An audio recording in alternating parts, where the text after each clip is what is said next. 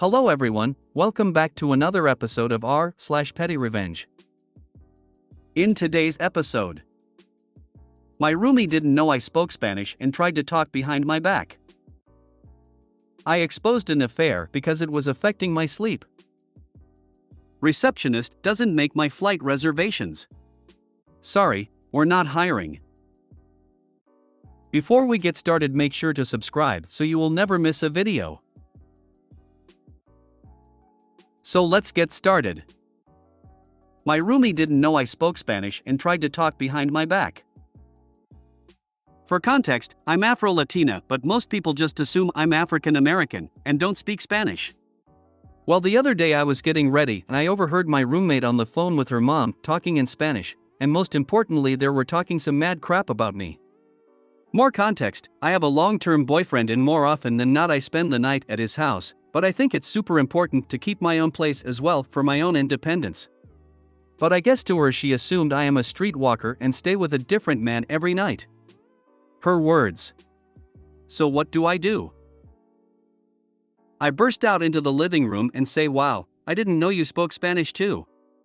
In Spanish, and y'all, this girl's face turned red. She just smiled and said, "Oh yeah," and said goodbye to her mom and went to her room.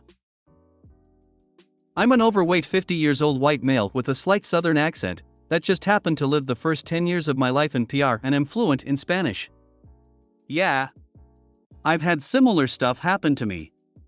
Shocks the hell out of folks that don't know me on work sites. You handled it great. I usually do the same offhanded / on-topic comment that results in a bug-eyed oh shit look. People don't realize it's a global society. My middle-aged white female friend spent her childhood in Central America because of her dad's job. A couple I know emigrated to the US from completely opposite sides of the globe and have decided to learn each other's original language even though they both speak fluent English. Lots of people learn a second language for work or just a hobby. Race, or perceived ethnicity, should never be a determining factor. You could have did a long con, never revealed you knew Spanish and kept eavesdropping. Imagine all the shit you'd hear over the time of the lease. I used to travel to Japan on business. I'm a pale guy with blue eyes, but I got a minor in Japanese when I was in college. I generally let comments slide, but one day on the subway a woman said quite loudly how much foreigners stink. I replied in my most polite Japanese that I thought people in Japan had a reputation for being polite, but I was mistaken. It kills me when Japanese people say that foreigners smell because I have friends in Japan that make me bring them American deodorant every time I go just because theirs is so weak, lol. I exposed an affair because it was affecting my sleep. So I'll start with understanding what I did wasn't exactly right, but I regret nothing. My upstairs neighbor has been having an affair with a married man for about 4 months now. I wouldn't care, but because it's an affair he comes over at odd hours of the night and they have sex very loudly. I can hear a lot, and it wakes me up / prevents me from sleeping. How do I know it's an affair? He's never spent the night and his car has baby car seats in there. Some backstory, I've had issues with my upstairs neighbor prior to this. She would throw parties on Monday nights. She gets home at 2 a.m. from work, pacing her condo and having loud phone conversations. She's 40 years old throwing parties with 20 years old and having affairs and living like a teenager. I tried to talk to her like a normal person about my concerns, but she doesn't care and I've had to get the association involved to stop the parties. I hate her. So I decided to learn some more about this mystery man. I looked up the license plate, found an address, searched the address and found a name. Took the name and did some social media stalking and found the man and his wife's profiles. I made a throwaway account, messaged the wife about the affair. I haven't seen him now for a few weeks and I'm sleeping really nicely. You did the wife a favor. OP is the opposite of a homewrecker. Yup. I mean, OP did it for his wellness, but the wife needed to know. Really glad OP exposed the cheater. Never mess with a resourceful person's sleep, and don't be a piece of scum who cheats. An angry sleep-deprived person is dangerous. How did you get an address from a license plate? With my luck, his wife would have kicked him out and he would have been at the neighbors full time. Receptionist doesn't make my flight reservations. Sorry, we're not hiring. This happened several years ago but still makes me smile. I, 36F at the time, was hired by a large company to supervise one of their departments. There was travel involved. Travel arrangements were made by the receptionist. I needed to travel across the country for a conference and I gave the receptionist all the information she needed to make the travel arrangements. Now I knew that if you make flight arrangements ahead of time, the flights are cheaper than if you make them last minute. There was plenty of time to make the flight arrangements and get the lower fare. After a few days, when I hadn't received any confirmations from the receptionist, I would ask her about them. Nothing. Kept asking. Nothing. I was becoming concerned as I didn't want to cause the company to pay extra because she didn't do her job. I became very frustrated as it was now past the time to get the lower airfare. I expressed my frustration to my assistant, who immediately asked me for the conference information. She went ahead and made all my travel arrangements, but the airfare was very high. PettyRevenge. The company I worked for closed a few years later. My assistant and I had worked so well together that we opened our own business. My partner was sitting at the front desk that faced the parking lot. I came in from the back and see the former receptionist walking away. I asked my partner what she wanted. She was looking for a job. Sorry, not hiring. Edit, context. The company I worked for was a printing and mailing company. We printed and mailed millions of catalogs nationwide. The company originally only did printing and bought out the mailing.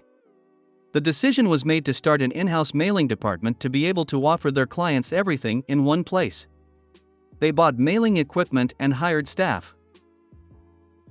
Only problem was no one knew how to properly run the equipment that put the mailing labels on each catalog or how to work with the USPS for nationwide mailings.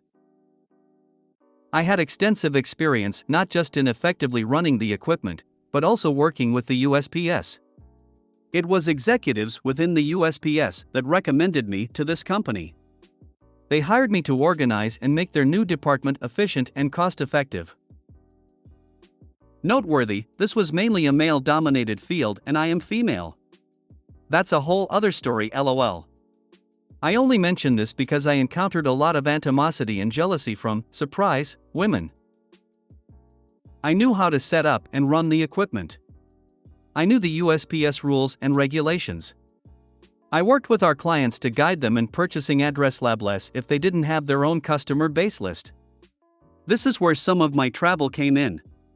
The rest of my travel consisted of a yearly week-long conference with other major printing/mailing companies with the USPS. Traveling to equipment manufacturers in the ever-evolving mailing equipment and to our major supplier of mailing labels.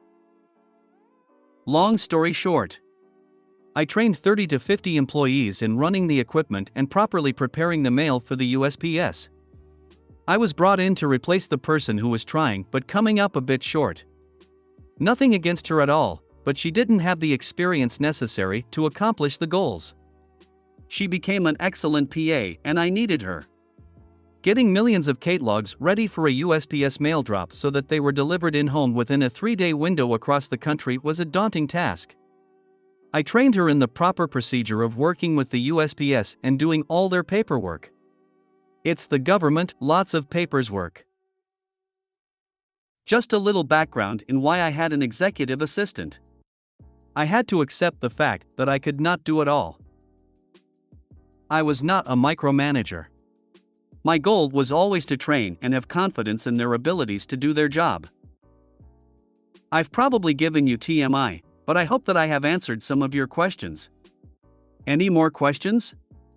Ask away. I am constantly baffled by people who don't do their jobs. Like, I'm a legal secretary. The woman who worked under my attorney before me wouldn't do transcriptions. How do you go, there's this thing that is a part of my job description that I will just ignore? Though that is part of why I have her job now, though. Not to be confused with things that aren't part of your job description, but the last person did anyway for some reason, and it's now expected of you as well.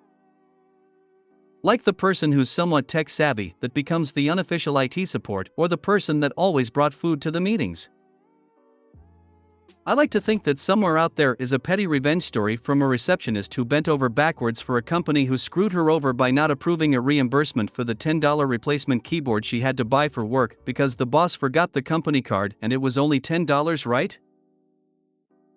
So now, whenever she books travel, she waits until the week before to book because she knows the price is double, but she can always find something even if that little something is first class or executive suite upgrade. Wink.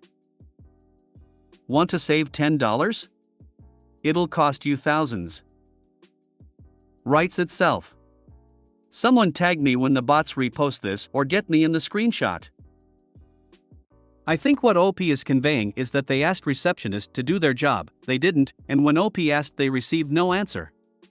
It literally takes like 30 seconds to email back, "Hey, I'm really busy, that is the next thing on my plate / I'm trying to find a good fare and hotel room but everything is pretty booked, etc. etc."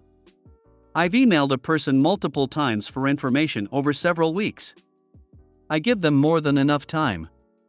One person just did not update me at all. Nothing. And I had asked politely 3 to 4 times. I finally looked up all the board directors and anyone above her and CC'd them in on the daisy chain of me just forwarding the email over and over. They got me the information within a day.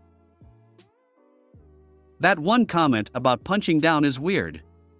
Why would you hire someone that showed they could not do their job? It doesn't matter how much more than them you made or how many duties they have. You have a job, do it or find another job. And don't expect people to hire you when you've previously showed them you are not capable. It's insane to take the receptionist's side here, one-sided account or not. If you made it to the end of the video, thanks for watching. Don't forget to like, subscribe and share, and we will see you in the next video.